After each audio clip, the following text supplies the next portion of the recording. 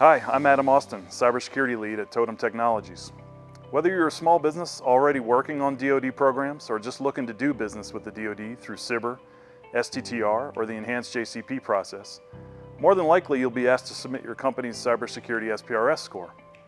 If you have no idea what an SPRS score is, check out Totem Technologies' SPRS workshops. And even if you know what an SPRS is, you should attend anyway to ensure you calculated your score accurately. The DoD is threatening to rescind work from and even prosecute companies that report inaccurate scores.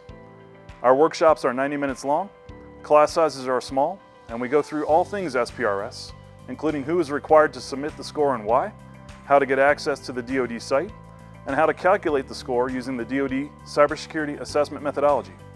You even get free access to our Totem tool that has a methodology and scoring system built in.